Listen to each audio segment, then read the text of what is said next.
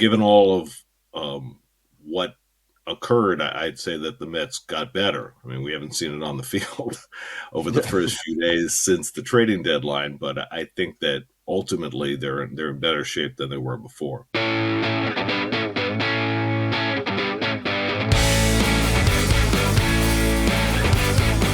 What's up, everybody? Welcome to the Mets Pod presented by Tri-State Cadillac. Taking a Cadillac is more than just taking a drive. Discover which Cadillac is right for you and elevate every journey. Visit your Tri-State Cadillac dealer. I'm your host, Connor Rogers, joined as always by my co-host, Joe DeMeo, and our reoccurring special guest, Gary Cohen. Gary, good to see you. How are you? I'm doing great. Yourself? We are good, Gary. We wanted to kind of jump right to it because we haven't gotten your thoughts on the show of the trade deadline, the second trade deadline for David Stearns and running the show for the Mets. What did you think of the strategy and what did you think of the returns he got? Well, I think the returns were great. I think that they certainly created a monster bullpen. Getting Tyler Rogers, who has been as consistent a reliever and is as unique a reliever as there is in the game, I think was a great get. And to pick up an accomplished closer like Ryan Helsley to pair with Edwin Diaz was superb as well. To add to Gregory Soto, who they got earlier in the week.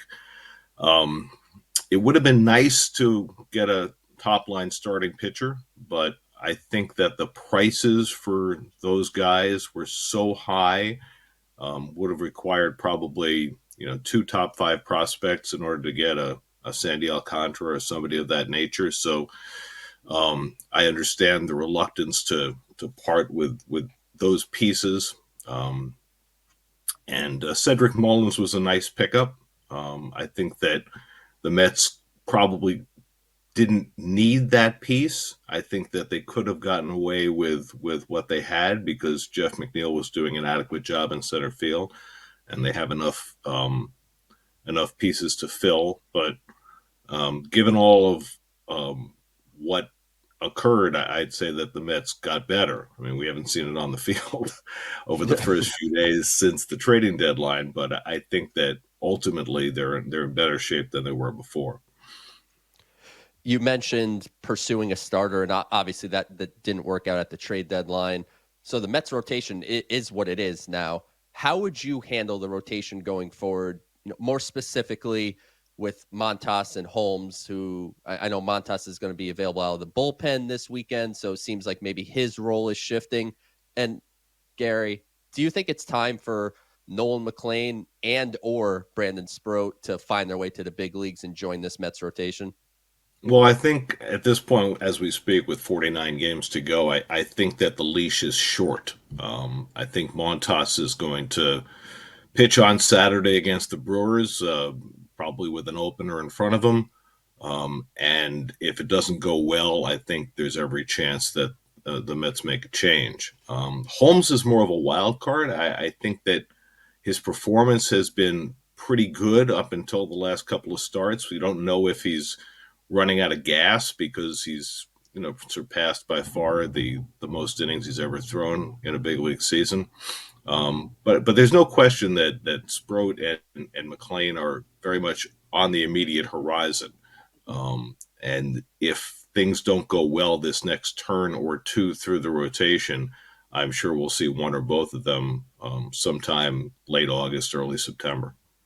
Gary, for us from afar, it feels like the tail of this Mets season has been severe hot and cold stretches. Do you think that's just how baseball tends to be because the season is so long, or do you think this particular Mets team is very streaky?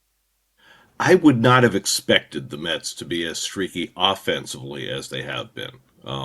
With the top four that they have in their batting order, um, you would have expected a little more consistent performance, particularly out of Juan Soto, because he's such a fabulous hitter, and he's gone through cold stretches that you didn't really imagine. A hitter like Alonso is more of a hot and cold guy. That tends to be the case with guys who are um, major home run hitters. Um, Lindor has shown in the past that he can be hot and cold, but usually the cold spell comes early in the season and then he takes off. So I think that it's been offensively more streaky than I would have expected. I think the thing that surprised everybody early in the season was how their starting pitching was able to carry them, even though they weren't getting great innings, they were getting great performance. Guys like Griffin Canning and Holmes, who had never started before, they were filling in the gaps with guys who you didn't necessarily expect to perform at that level. And there was every chance that the Mets were going to have some regression in their starting pitching. And I think we've seen that happen. And now you've been in a circumstance over the last month and a half where you're trying to rehab pitchers on the fly with Minaya and Montas and Senga coming back from injuries. And so that's made things more difficult. And what David Stearns has done by fortifying the bullpen the way he has is to mitigate that somewhat, so that you get known quantities, quality leverage arms to be able to finish out games. And when your starters are going, 4 or 5 innings, which you certainly hope isn't going to be the case the rest of the season, but now you're better fortified against that possibility. And Gary, speaking of hot streaks and cold streaks, especially the ones that we know come along with young players getting opportunity at the big league level, how would you balance the playing time between the young infielders, Ronnie Mauricio, Mark Vientos, and Brett Baty? Is it almost as simple as just ride the hot streak, and then when someone cools down, you put the other one in? And how would you balance the playing time for the infielders the rest of the way? I think, given the fact that Mauricio is by far the best defender of the three and has the most upside offensively, I would have Mauricio in there against every right-hander. I wouldn't play him against lefties because clearly he's not as progressed as a right-hand hitter as he is as a left-hand hitter. And then I think you have to balance out the playing time from there. Um, McNeil needs to play, which means that really opens up only the DH spot against the right-handers, and then you have to decide. And I think very much the hot streaks will tell. Right now, Vientos is swinging the bat much better than Baty is, and I think he deserves more of the playing time. And again, I think there's more upside there, and I think that's what you have to go with. You have to go with the balance between who's hot and who has the bigger chance to provide major damage. And Mauricio is it's got to be the first choice of the three against right-handers. Obviously, it changes some against left-handers. We've seen Carlos Mendoza keep this team together through adversity. I mean, that's how his Mets managing career started, but there's been parts of that this year as well, Gary. What is it about him that you think makes him such a quality leader for this team? Not really about the highs, but more about the lows. I think that he's just so consistent. I mean, we've seen managers in the past who try to, for lack of a better term, manipulate players psychologically. Carlos is not like that. He's a genuine human being, and I think that he meets the players where they are. He's capable of coming down on them when he needs to, but he's a very empathic person. He understands how difficult this game is, and he has a level of consistency and understands that over the course of 162 games, you're going to have highs and lows, and that performance is not always going to be a straight line.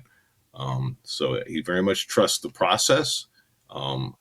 He's very much willing to listen to information as it changes and be flexible in that manner. And I think that he's done a marvelous job of keeping this team on track, even through the worst of times. We talked to you earlier in the year with your thoughts on David Wright getting his number retired. It was shortly after it was announced it was happening. Now the day is come and gone. 5 is up in the rafters forever. What were your biggest takeaways from the day that David Wright got his number officially up in the rafters at Citi Field forever? I think it was mostly the fact of how universally adored he is. You know, everybody is flawed in some way. It's really hard to find the flaws with David. And the fact that of all the numbers that are up there, and for that matter, not just players, but managers and broadcasters whose numbers are in the rafters, he is the only one who was exclusively a Met. And I think the fact that he grew up a Mets fan, that he was such a force for good throughout his career, and even the setbacks that he suffered and the way he fought through them, I think just enamored every Met fan to David and what he represented. And I was just so happy for him and for his family. And it was a marvelous, marvelous tribute. And it's nice to see that number up there. It really belongs. It's pretty clear, Gary, this version of Francisco Alvarez is different than the one before he got sent down for a short stint in AAA. You know, you could see it from home, but being around the team every day, what is different about Alvarez right now compared to when he was sent down to Syracuse? Well, I think his demeanor is the same. I mean, he's always been a very upbeat, hardworking guy, but on the field, he got a jolt. Being sent down is not fun, and he got the message about what he needed to do, and it's amazing to watch the calm in his at bats. Really, since the beginning of his career, even when he was having great success 2 years ago, hitting 25 home runs, he always looked a little anxious at the plate. And he doesn't look anxious anymore. He's taking pitches that he needs to take. He's swinging at pitches he needs to swing at. Occasionally, he's still over swinging, and that's okay. But he's using the other side of the field. He's drawing walks. He's just a different guy. And defensively, you can see it in the way he's blocking. He's not trying to pick everything anymore. He's getting down. JP Arencibia did a nice job with him in AAA, getting him up on his back toe, and I think that's made a big difference in terms of his mobility behind the plate. So basically everything has changed about his game other than his enthusiasm and his work ethic, which have always been top-notch. I'm going to stay on the topic of legendary Mets, and as we record, Pete Alonso is just 2 home runs away from becoming the Mets' all-time home run leader. What has Pete meant for this franchise since he got called up, just a few years ago? And with this arguably being his most complete season, I would say, of his professional career, how difficult will it be for the Mets to not retain Pete Alonso after this season ends? Well, it seems we were having the same discussion last year, although he wasn't having as good a year. But he's a huge threat in the middle of the Mets batting order, and he's a very upbeat guy. He's relentlessly positive. He throws his body around at first base, which is sometimes a lot of fun to watch. But mostly he's just this enormous threat in the middle of the batting order. And when he gets hot the way he is right now, you got to watch out. And they always said about Darryl Strawberry that you never went for a hot dog when he was at the plate. And I think the same thing is true of Pete. His rookie year was so spectacular. He set a standard that it's hard to match. But I think this year, really for the first time since his rookie season, he's back to that level of performance. And I thought all along last year that the Mets were going to find a way to bring him back. I don't know if that same dynamic holds this year, because clearly the price has gone up based on his performance this year. So it'll be interesting to watch. But right now, we just get to watch him perform and try and help this team get deep into the playoffs. I do go back to the home run in Milwaukee. I think that changed everything. I don't think he's a Met without that home run, and I don't think he's the same player without that home run. But you just hope that he can maintain this level of performance and that he does re-up with the Mets and spends the rest of his career here. Gary, we wanted to close out by getting one of our listeners involved and sending in a mailbag question. This is from Scotty H, and this is a pretty wild one. To try to spark this offense, what about batting Soto leadoff? Nimmo, Lindor on base guys, and Pete is the bopper at the back end. Soto either gets on base or can hit a homer. doesn't seem like the 3-hole maximizes his potential. What do you think of the idea of Soto leadoff? I don't think it's beyond the realm of possibility. He's your highest on base percentage guy. That's the guy you'd like to have in the leadoff spot. Um, they moved Lindor up there last year, and that proved to be a great move. This year, they've tinkered and put Lindor in the 2 spot and moved Nimmo up. There's no reason why you couldn't hit Soto leadoff. And certainly with his on base credentials, it makes a lot of sense. I would definitely agree with that. Gary, we always love catching up with you. Thanks so much for the time, and we look forward to doing it again soon. All right, guys. Thanks very much for having me. All right, Joe, always good to catch up with Gary Cohen on the state of the team and a lot of other topics. And, it's been a weird time for the Mets. They had the win streak of 7 games, and they're 1-6 since as we're recording right now. In the middle of this rough patch, they had the trade deadline, which felt like a huge jolt for the team, not only with the acquisition of Cedric Mullins, but obviously a rebuilt bullpen. A really big win on Saturday where the offense showed up, and I was at Citi Field for that. It felt like between the cool air and the crowd, it honestly felt like a borderline playoff game, but just a lot of frustrating performances around that right now, Joe. It just feels like this team is trying to figure out what's going on with the starting rotation. They're looking for big hits, and they had a lot of them in the first loss to the Guardians, but just couldn't get over the finish line. What do you think of, where the Mets are right now in a very, very tight race in the division across the entire National League? I mean, they're just consistently inconsistent. That's been the story of this season. They obviously got out to the really hot start and everything was just like, all right, the Mets are cruising. And then the rough patch came and then it feels like you're turning the corner and now you're not again. It feels like they're either clicking on all cylinders or no cylinders are clicking at all. And they're just finding ways to lose baseball games. And right now they're in the midst of, again, one of those stretches where they're finding ways to lose baseball games. And I ultimately think when I look at this team, I still look at it and go, this is a really good team. There's no reason they should be playing the way they are, but we're in August now.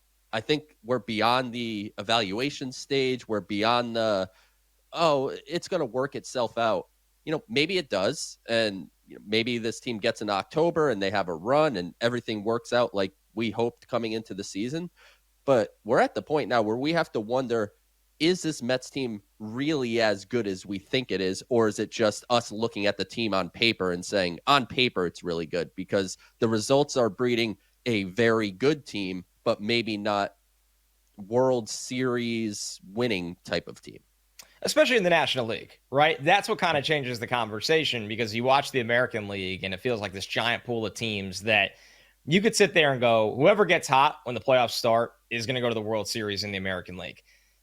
Yeah, you could say that about anyone in baseball, but the National League, I just think there's too much talent, right? You look at the Phillies have kind of had a similar year to the Mets in a lot of weird ways where they can never grasp a hold of the division, but they also are never far out of it. And now this is their chance as the Mets struggle to grab a hold of the division. So we'll see how the Mets punch back. The Dodgers have kind of been on cruise control this season. They have not played great baseball for their standards, but they're still the Dodgers and they're still a really good record. The Padres just floor it at the deadline, which it will catch up to them eventually. But right now they are a viable threat. And then you look at the Brewers, who somehow have the most wins in the National League, and the Mets are going to see them soon. And, of course, the Cubs, who didn't do a lot at the deadline, but have been one of the bigger storylines in the National League this year. So those 6 teams, then you have the Reds on the outside looking in, trying to crack into the wild card. The Marlins, what we're going to talk about later, have been playing better. But the bottom line is, Joe, my big picture thoughts on the Mets right now, besides the same topic we talk about all the time, is can this rotation pitch deeper into games and with more consistency? Is we know this bullpen is really, really good. We know the Mets have star talent in the lineup.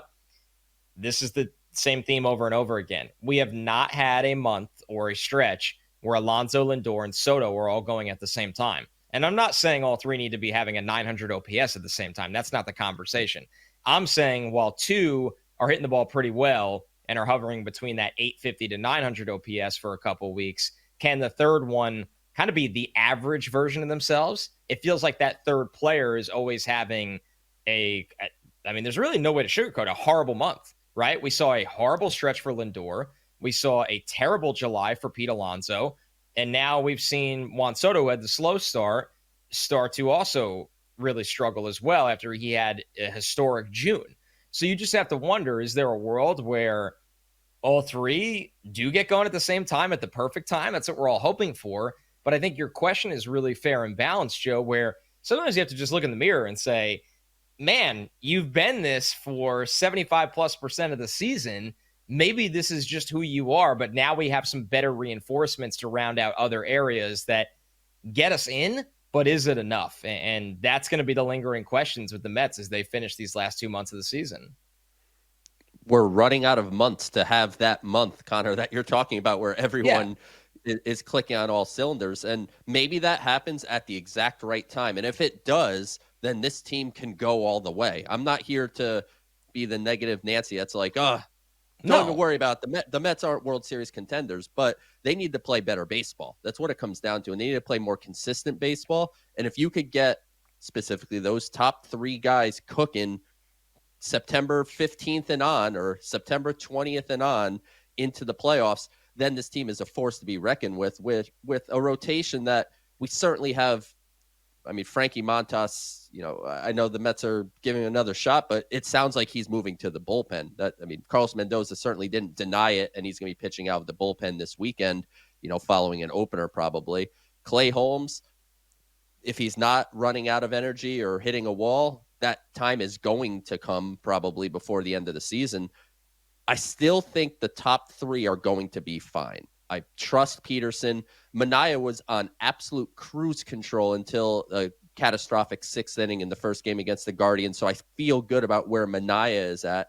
And Senga's been rough since he's come back from the IL, but he's too good, I think, to keep this going. They need to figure out something at the back end. And to me, the time is now or very soon. I know Gary mentioned, end of August, September.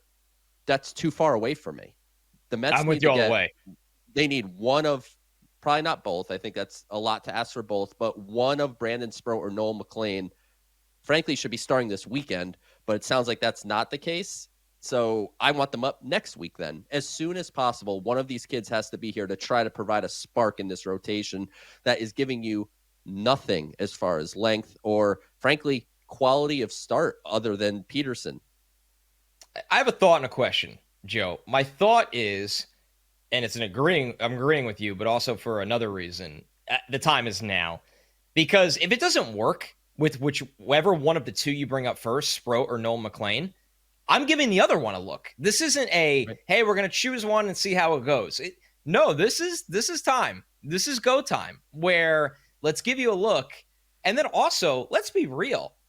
If Clay Holmes kind of unfortunately continues on this trajectory that he's on over the last month, and I get it, right? He's in his first year converting to a starting pitcher, the innings. This is not shocking that he could be running out of gas.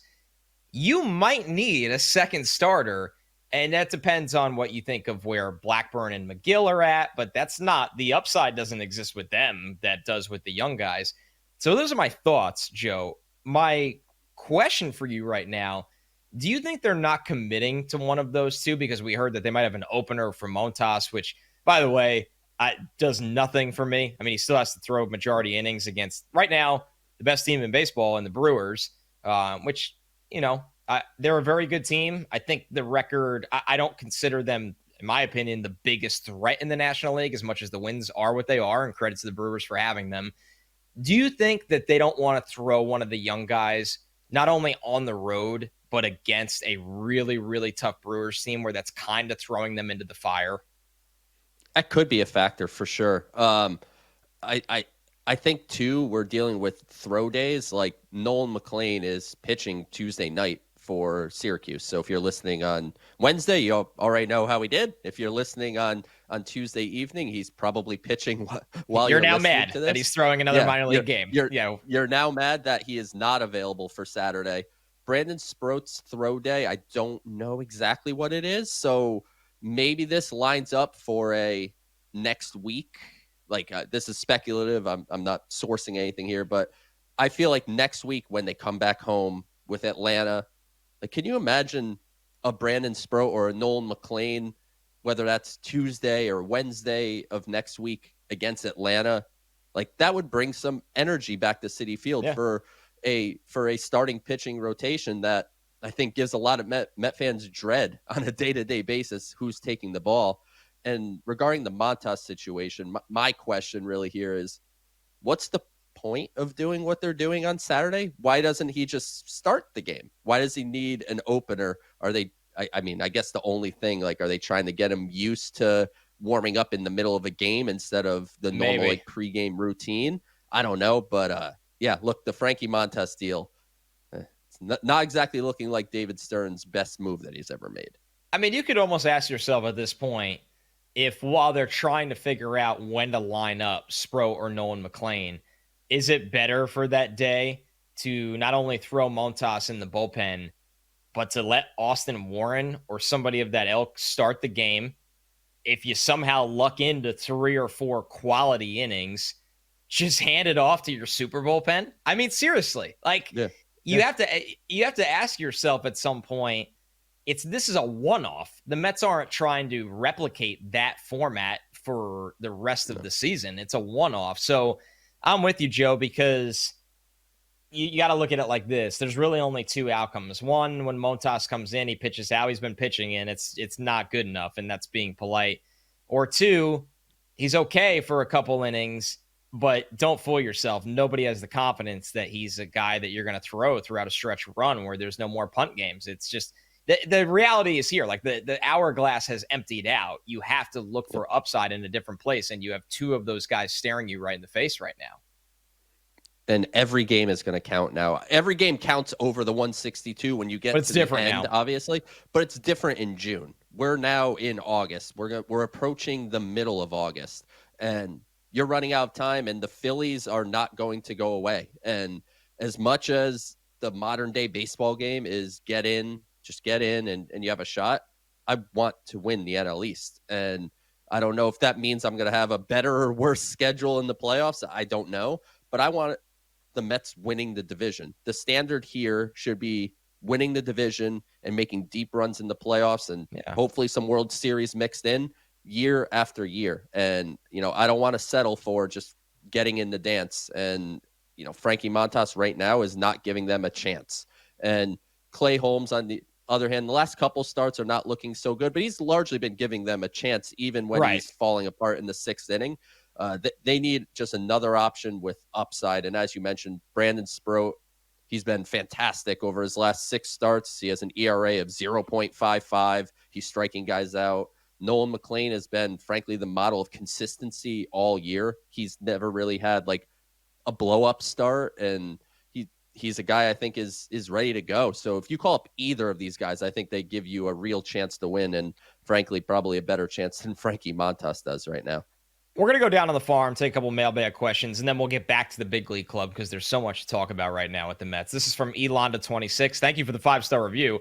Would love for you guys to dive deeper into what makes Carson Benge so good and why you think he'll be a good major leaguer. What's under the hood besides his stats that has you believing? So, Joe, Benge, I believe, is your number 3 prospect on your latest list, which drew a lot of interesting comments about him versus Jett, who have both just been tremendous in AA all year. Yeah, just a little bit of ire having Carson Benge all the way down at 3, just an absolute slap in the face. But look, outside of the stats, which, again, Connor, as you know, as you scout in the NFL world, like if you're scouting the stat line, like Case Keenum's a first ballot Hall of Famer, probably based on what he did in college. So you don't want to scout the stat line, but at the same time, a guy in his first professional season hitting 370 at the AA level, he has more walks than strikeouts. So what has impressed me the most about Benge is he has a real professional, advanced approach at the plate where he's able to reduce the strikeouts. He has a good eye at the plate where he takes his walks, and he's impacting the baseball. And a lot of kind of what we said when he was down in Brooklyn, we're like, there's no power here for Carson Benge, but that's how Brooklyn works. So wait till he gets to AA. It's been AA, and it feels like he hits a home run every day. He has eight home runs already at the level. And what's really impressing me, Connor, the most, when Benge was coming out of Oklahoma State, it was almost purely an opposite field approach. And, our producer, Jeff, and us, we love opposite field stuff, but that can't be your approach as you get to the major leagues. Guys are all of a sudden going to start jamming you inside at 96 miles an hour, 97. And if you don't have the ability to pull that ball, you're not going to succeed. And Benge, ever since getting to the AA level, he's really pulling the ball, and he's not struggling with velocity. He's pulling the ball with authority over the fence. Just all in all, Carson Benge is the most well-rounded hitter in the Mets system, which I guess leads to the question, should he have been number one? The tiebreaker for me between him and Jett is I think Jett is just more of an all-around player. He brings more athleticism, more defensive versatility. But Benge, to me, is without question the best all-around hitter in the Mets system. Speaking of Jett, this next one from Dash X13 on YouTube. Does the trade of Drew Gilbert facilitate Jett Williams focusing on center field? I don't think he really has a huge impact, to be honest. I think they're going to continue to keep Jett versatile. I don't know, talking to different scouts and evaluators throughout the league, it's kind of a mixed bag as to where they think he fits best. There's some that are emphatic that center field is the best spot for his range. And then there's some that are like, the arm might not be ideal for center, but he's a good lateral athlete, so put him at second base and he'll fit perfectly there. And that's maybe an easier transition from shortstop.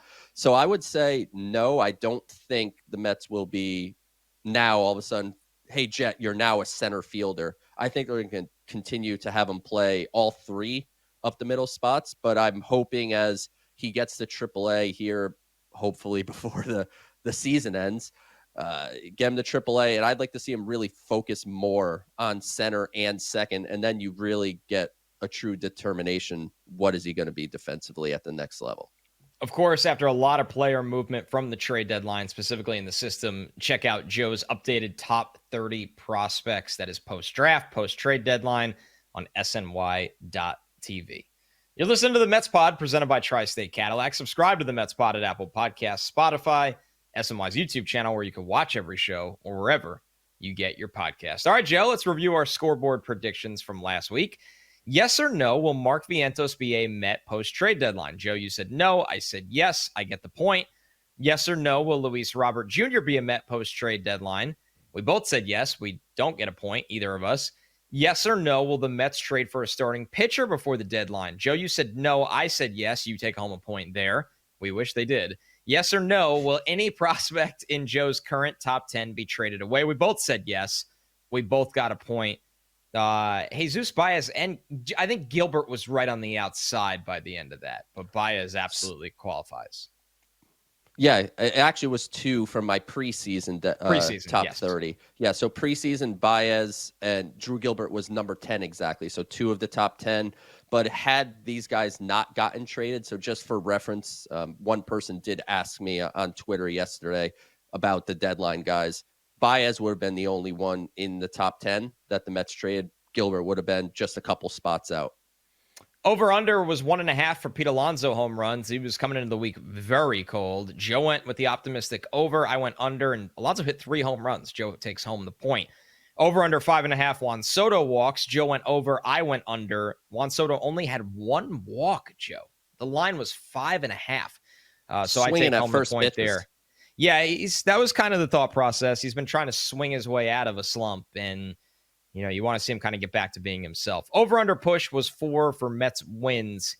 We both pushed. The Mets won 1 game. No points awarded. We tied for the week 3-3, which means Joe stays on top 52-47. We only have 5 games for the scoreboard this week. 2 against the Guardians, 3 against the Brewers. Yes or no? Will we have an official call-up of either Brandon Sproat and or Nolan McLean by the time we recap this scoreboard during our next show taping? Joe, you are the leader, and we tied the week, so I'll let you take this one first, although you kind of answered this earlier. It's tough, because now we're saying the official call-up by the next pod. Like team tweeted out the graphic. Yeah, that's what qualifies, not a reporter, as much as they're great, saying, I hear the Mets are getting Sproat ready.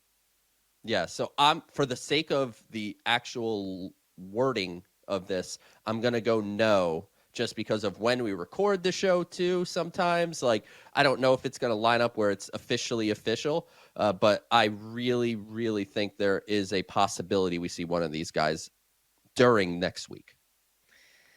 I'm going to go yes, and I think it's really tight and really close, and the Mets are kind of telling you that they don't want to do that this weekend, but I feel like the clock is kind of ticking here where you got to at least kind of start figuring out the roster and how it's going to shake out. And once again, this also depends on when we exactly record. So I feel like there could be we're going to need an arbitrator or a judge when this one comes down to it. But I also am chasing some points here. So I'll go the other way. Yes or no? Will we have an official promotion of Jonah Tong by the time we recap this scoreboard during our next show taping? This one, Joe, I'm going to say no. It just, if it hasn't happened yet, I don't know why anything would change. It felt like this was the exact week for it to happen. So I'm going to go no. He's pitching as we speak for Double-A Binghamton. I get asked all the time. I've asked some people. I don't have a good answer why Jonah Tong is still in Double-A, and he needs to be in Triple-A. And I will just, for the sake of hope and pray that the time is about here, I will say yes. I'm saying it with low confidence, but I will say yes because I just want to see Jonah Tong get promoted to Triple-A. He is largely making fools of the Double-A Eastern League. All right, over under 3.5 Francisco Lindor hits. Lindor has snapped out of what was a really, really rough stretch here, Joe. He's not back to being, all-star caliber Lindor, but he's back to being, at least viable compared to where things were for a while there. Maybe should have had a game-winning double last night, but that's neither here nor there. There it is. He is starting to hit better. 5 games, couple of them obviously against his old team, the Guardians. So I will actually take the over here. I think the number feels a touch low. I agree. To me, I probably would have said it if I were the odds maker at maybe 4.5. I think that would have changed my mind a bit, but I'll take over on 3.5 because that's the odds I was given. Yeah, I'm going to go with the over as well. It is 5 games. That's why it's not 4.5, but I still think it's low for where Lindor is right now. We're seeing him just put together. He was putting together better at-bats at the end of his slump and was having a lot of bad luck, and it feels like now that luck is turning a little bit, and he's just had some really nice line drive at-bats as well. And Lindor traditionally, and I'll pull up the splits by the end of this, Lindor traditionally feeds off of the Citi Field crowd, I notice at times, so especially when things are going tough. All right, over-under pushes at 1 for Pete Alonso home runs. Now, this is only 5 games, but I'm going to take a risk here, Joe, and I'm going to go with the over and say Pete knows what's, there's something in the back of his head right now, and it's Darryl Strawberry's home run record. So I think Pete kind of feels that. I think he's going to feast off of the energy of that. We saw him hit a monster home run that got the Mets back in the game on Monday against the Guardians. I know it's risky, so I'm going to go over 1 in 5 games for Pete Alonso home runs. I'm going to push because I don't want Pete Alonso to set the home run record in Milwaukee. I mean, I guess theoretically, that is true. But theoretically, I guess he could hit 2 on Tuesday and then boom, the record's done. But I will push in hopes that he sets the record next week at Citi Field against the Atlanta Braves. That feels like the perfect way to do it. This is a time where I'm actually rooting against myself because I would enjoy that as well, especially if it leads to a win for Brandon Sproat. All right, over under pushes at 1, Joe, for Francisco Alvarez home runs. I will go under. I really like what Alvarez is doing at the plate, and he is still taking his daddy hacks every once in a while, but it's a lot better of an approach, a lot more line drives, taking his walks. So I'll say he doesn't hit a home run, but I don't think that means that Alvarez will have a bad week offensively. I'm going to take the push here, and I agree. He's not trying to hit home runs. We're going to have to see Terrens throughout this 5-game stretch at some point because you don't want to burn him out, but even with Alvarez having a more level swing since he's been back, I think he's just got so much power, he'll hit into 1 at some point. So I'll take the push here. Over-under pushes at 3 for Mets wins in 5 games. I'm actually going to take the push here, Joe. I think it's a 3-2 week for the Mets here. They should have beat the Guardians on the opener. I like usually how they respond after games like that in the Mendoza era. Yes, the Brewers are great, but the Mets play the Brewers traditionally very, very well. Even last year when they were big underdogs in Milwaukee, we've seen it this year as well. So I like 3 of 5 for the Mets that really, Joe, really need a 3 of 5 kind of stretch here. They really need it, but I'm just not confident in the way they're playing baseball right now. So I'm going to take the under here. I think it's a 2-3 week. Like, I don't think they're going to go 0-5 and get their doors kicked in all week. But I just struggle to say, okay, the Mets will have over 500 over the next 5 games. And I sincerely hope, much like you before with the Alonso one, I will gladly give you the point if they could go 3-2 or better. All right, let's close this thing out with the mailbag. Eric Rosenthal on YouTube. Hey, Joe, David Stearns pronounces platoon properly. Why do you pronounce it improperly? I think this is a serious question, and if you're not a longtime listener, it's probably a good time to re-explain this one. Joe, for a long time, said platoon as like the actual pronunciation, and it became so funny, and I never really corrected him, that we kind of just let it ride, and now there's no going back. There is no going back, and it was not done for like gimmick purposes. That's just the way I said the word. And also, I would not compare me to David Stearns in intellect or vocabulary or anything of the sort. So David Stearns says it right, which is exactly what I would expect. But I naturally say it that way. Don't know why. And it's become a bit of a thing. And I feel like it would be really weird if we just had a show and I just said, was it platoon? Platoon. See, it's not even natural with you. Yeah. That just it's painful. Like, it's just platoon. And I hope, Eric, that you're a longtime listener. If not, then welcome to the party. What amazes me about this, and something I really enjoy about it, is you've watched 9 billion baseball games in your life, going not just Mets games, and not just Major League games. You watch a lot of minor league games. You've heard the word spoken so many times, and I enjoy that you really had just stuck with platoon for so long. The thing here, Connor, is I never realized, like, I just never connected up here that I was saying it differently than they were. Did you think it was like tomato? Like, it doesn't matter how you say it? I guess. I mean, I just thought I was saying it the same way and didn't even realize it until the Mets pod. But I guess when you go very public and put your face and your voice and everyone gets to hear it, they'll find what you don't do right. Wrigley Man 1984 on YouTube said, can you see a scenario where the Marlins come back into the NL East race? It's a long shot, but the Mets and Phillies are leaving the door open. So there's a lot to unpack with this one. First off, the Marlins have enough matchups with the Mets and the Phillies that, yes, they are technically in control of their own destiny, because if they went out and really kick the crap out of both the Mets and the Phillies in those series and won, 80% of the games, they'd be right back in it. And as it stands right now, I believe they're 7 games back of the Mets in second place. So the Marlins are looking more at the wild card, that last wild card spot, although the division's not out of reach.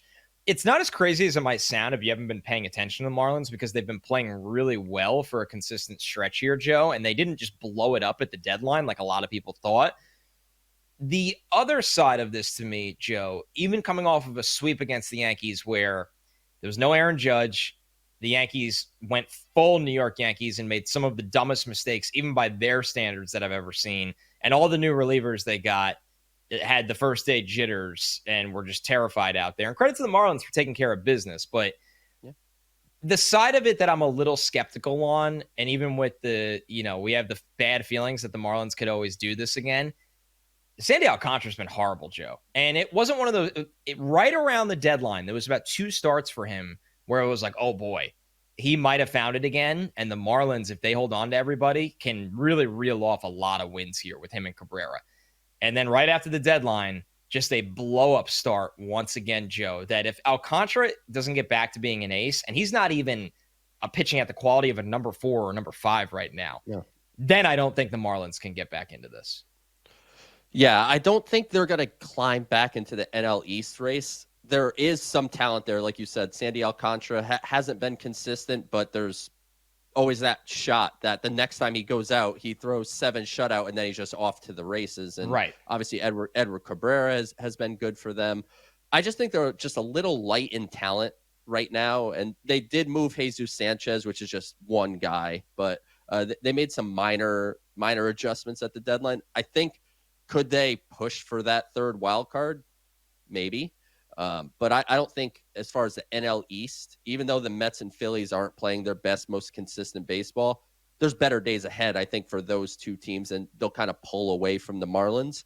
Though, Connor, what I will bring up, and this is just going to make you not feel too warm and fuzzy, the Mets season ends with 3 games in Miami. And we know it's not exactly the best spot for the Mets to play and or end a season that likely the division's going to come down to that weekend or right up against that weekend. So those Marlin games will really matter. And, it's a credit to Peter Bendix and the Marlins front office for taking a team that looked like an unmitigated disaster and putting them in position where this question could come to us. And it's not like a laugh it off and shun it.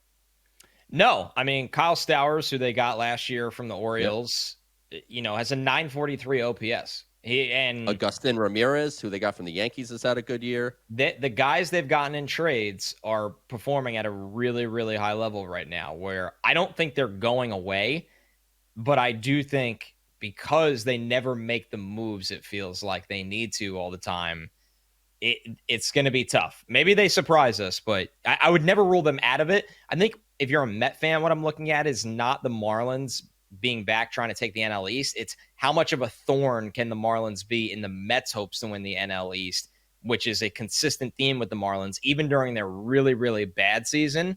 Those 7 games, maybe more, they have left against them are going to be really challenging for the Mets, Joe. They are. There's no way around it. The Marlins always are an annoyance to the Mets. It doesn't matter if the Marlins are winning 60 games that year or 90 games that year. They've always been a thorn in the Mets side, and I will never forget the last day at Shea. So that's where we are. I just always think of John Berti just running around the bases over and over again whenever I think of the Marlins. It's one of those weird things. It's those random guys. It's like John Berti and like D. Gordon dominated us. All these just guys just can't stop them. All right, our last question is from YouTube. Jay Sauer 991. Could you discuss the fact that all 5 starters currently in the rotation are under contract next season, and what you think the team will be able to do to get guys like McLean, Sproat, and even Christian Scott shots next year and beyond? So this is a really good point, and we try not to look ahead too much when the Mets are, in a division race, because Joe and I have done this podcast years where they weren't, and we don't take it for granted. It's doing a weekly show when the team is out of it in August. It presents its own challenges, but this is a good time to carve out a little mini future discussion because it's relevant right now. I mean, here's number one, Joe. These 5 guys are just never healthy at the same time, or it feels very, very rare that they are. Senga just always seems to have something at some point of the year. It's good to see Manaea back, but obviously we've missed him for a really, really long time. So that's number one, that almost by default, one of the spots is open up for one of these guys. Number 2 is that performance matters for this era of the Mets, not money. Where if Frankie Montas isn't good enough to be a number 5 starter anymore, who cares about his $16 or $17 million? The Mets don't. They probably annoys them, and they look back at it and go, where did we go wrong here? But that's not going to block any of these guys. So I think the easiest answer I can have, Joe, after injury is the best 5 will pitch for the Mets next season, and that's just how it is.